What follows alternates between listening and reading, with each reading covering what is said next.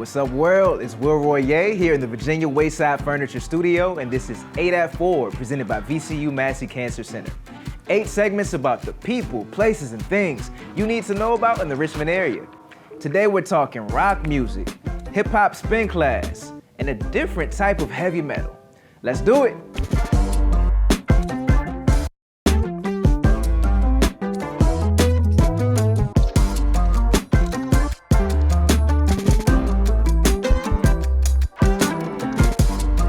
The smell of food floating through the air, green grass beneath your feet, and skyscrapers framing your view make for a special type of Sunday afternoon. Dr. Faith Wilkerson wants to bring you to Brunch on the Plaza.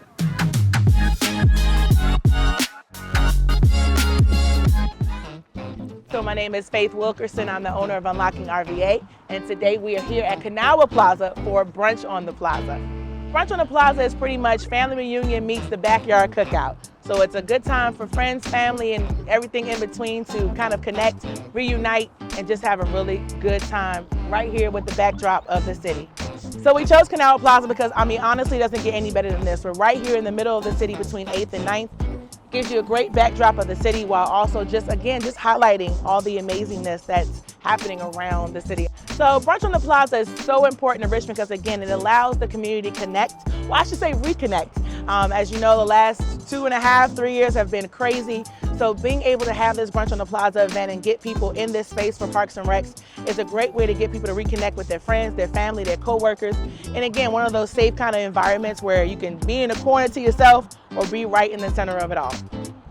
Well, you can find more about Faith. It's faithwilkerson.com, or my Instagram handle is betonfaith. But for the most part, just coming out to Unlocking RVA events. I'm always here, always present, always walking around and talking to folks, making sure everyone's enjoying themselves.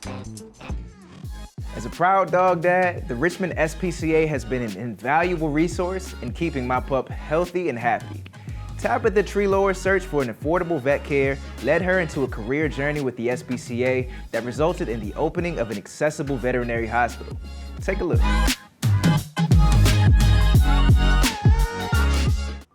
I'm Tabitha, T-A-B-I-T-H-A, Trelower, T-R-E-L-O-A-R. I'm the Director of Communications for the Richmond SPCA. It was a little bit by happenstance that I ended up being introduced into animal welfare.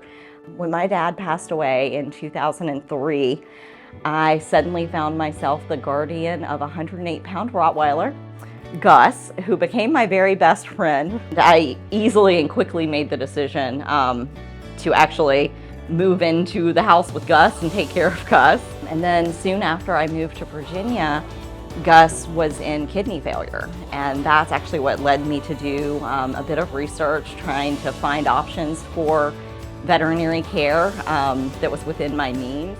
And that's really what led me into the Richmond SPCA's website, looking for information. At the time, there really were not options for low-cost vet care.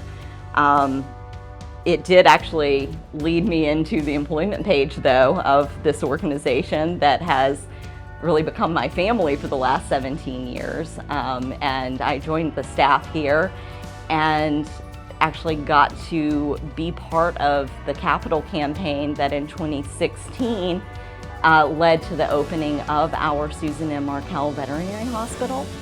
And that hospital actually provides the care that I was looking for Gus way back in 2005. So the opening of the Susan M. Markell Veterinary Hospital has made access to veterinary care for people who are of limited means more accessible. And it also is something that we make available to all of the adopters who welcome a pet from the Richmond SPCA into their homes. We know how much pets improve and enrich our lives and how many people really want to do what's right for animals. That people from all walks of life can give a great home to an animal if we can provide them with the resources to be better pet guardians. Jen Braswell has been a longtime fan of indoor cycling, but she always knew she wanted to put her own spin on it. Our Cycle is a booming, colorful, hour-long party on a bike. It also happens to be really, really good exercise. Let's get ready to sweat.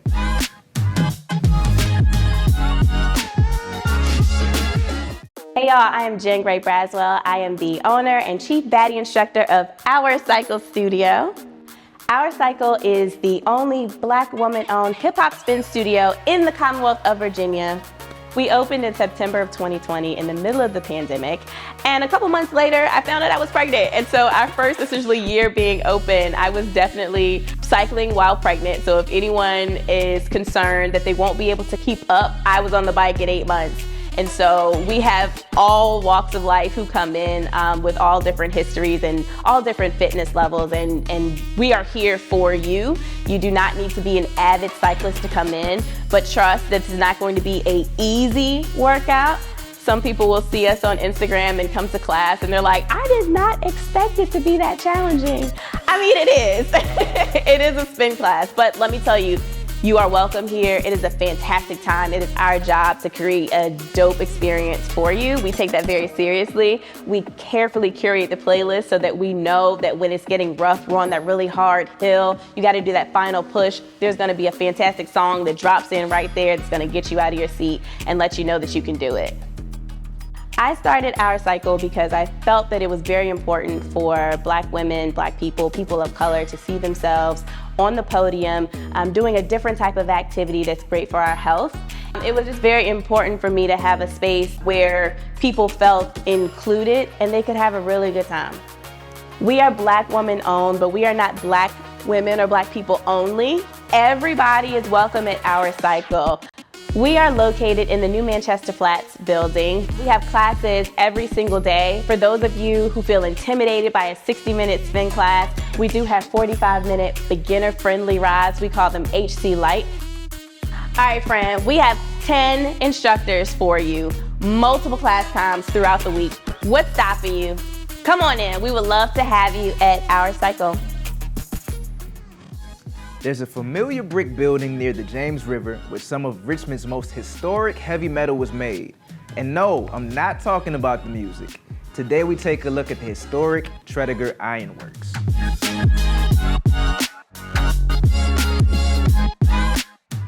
Tredegar Ironworks is situated just on the edge of downtown Richmond, near the banks of the James River. The site now serves as the American Civil War Museum, as well as a wedding and event venue. But how did this iconic brick building get its start? Well, flashback to 1837, and Tredegar Ironworks was one of the country's largest industrial sites. Ships, locomotives, and even cannons were manufactured from iron on site. Tredegar was actually a huge reason that the Confederacy moved its capital from Montgomery, Alabama to Richmond, Virginia. It was the largest site of its kind in the South. During the Civil War, Tredegar supplied about half of the artillery for the Confederate Army. However, as the war progressed, Tredegar quickly began to suffer from supply shortages and a lack of skilled laborers. In 1861, there was such a shortage of metal that nothing was produced there for an entire month. After the war, Tredegar rebounded for a while, but as the country began to transition to steel, Tredegar Ironworks faded from prominence. Tredegar is now an iconic time capsule to years past. On the golf course, the word iron takes a completely new meaning. Local golf pro Gavin Parker is using his irons, wedges, and putters to spread positivity and enthusiasm to the youth on a course near you. That's This Week in Sports, presented by the Richmond Flying Squirrels.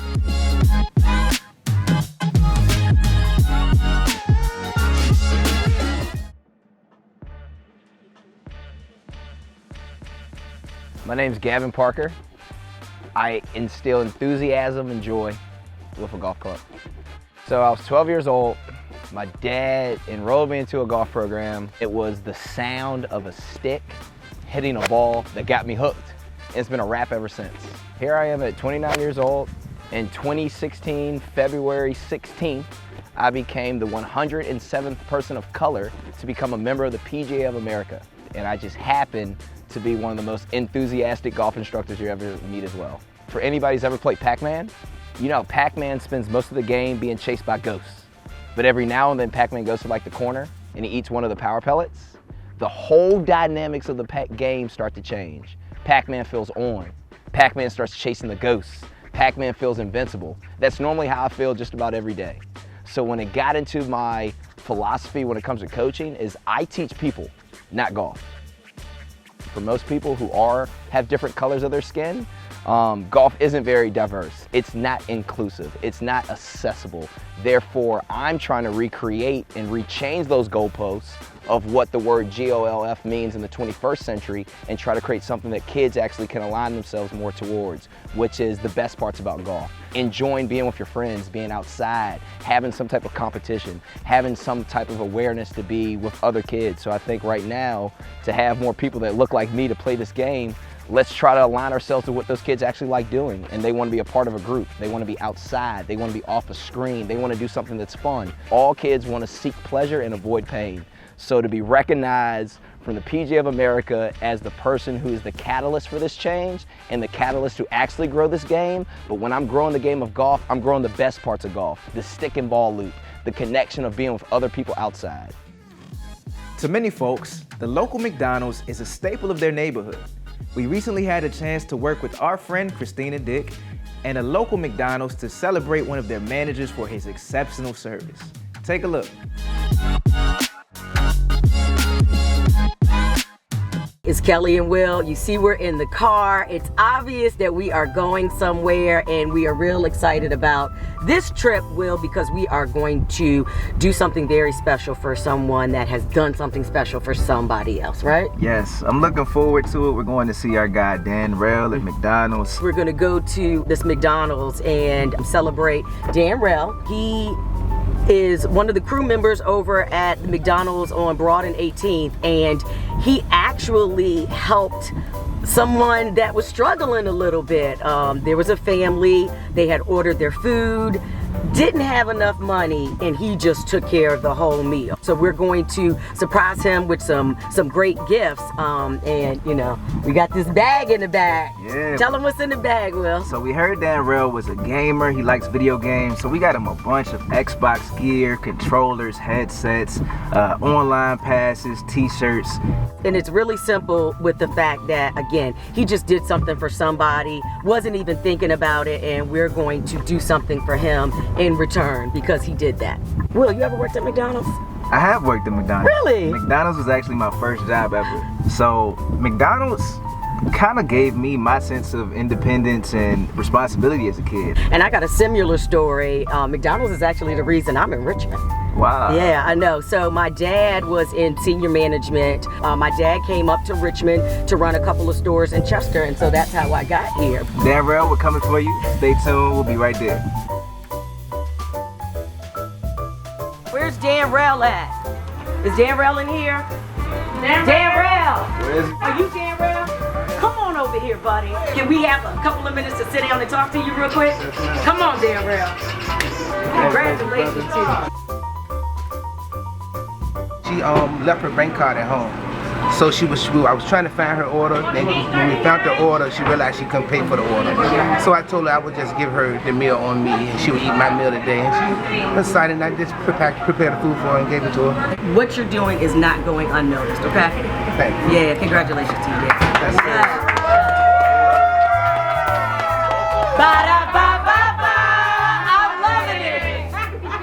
Well, this was really, really dope. We got to really give somebody their flowers, which is all that this is truly about. You can do the same. If you want to nominate somebody and tell them thanks, make sure you do so at mcdonalds.com/thanks. And let's recognize these crew members for doing this great work at mcdonalds.com. Yes. You can see more about Dan Rell in a longer video by downloading our streaming app on your Apple TV, Amazon Fire Stick, or Roku device. And keep an eye on our social channels for a chance to win a prize of your own when you nominate a McDonald's crew member at mcdonalds.com/thanks. The pandemic has hit hard, and it's hit different populations and communities in unique ways. RTD reporter Sabrina Moreno has covered its effects on the Southwood community with her series Essential and Overlooked.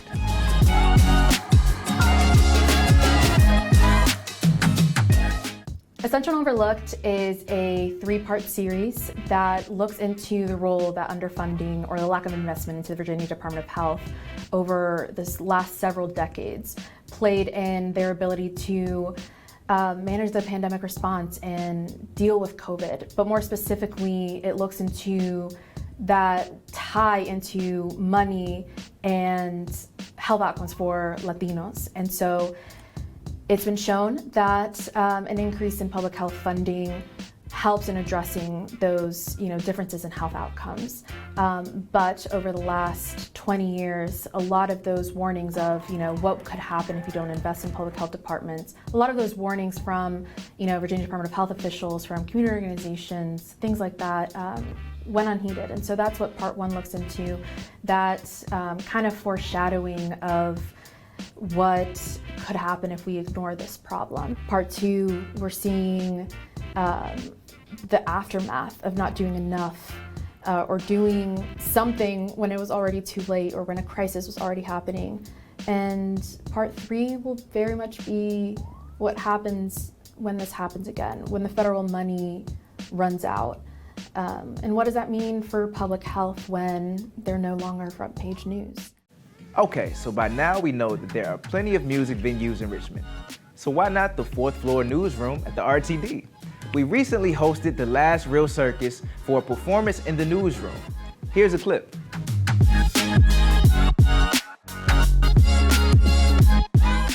Ghost left on an outbound train. It broke down going insane. Living this life and fighting this fight every goddamn night. So packed his stuff and hit the door. Said he wasn't coming back, yeah, no more. No more. Yeah, the ghost ain't wasted no more time on you. Yeah, the ghost ain't wasted. It ain't wasted no more time on.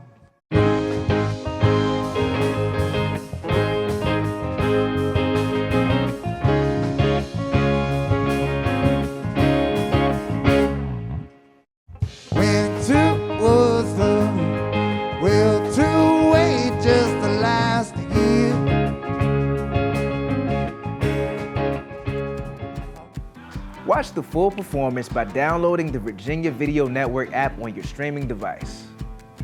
All right, this has been another episode of 8 at 4 presented by Massey Cancer Center, where they invite you to imagine a future without cancer. I'm Will Royer, and I'll see you next time.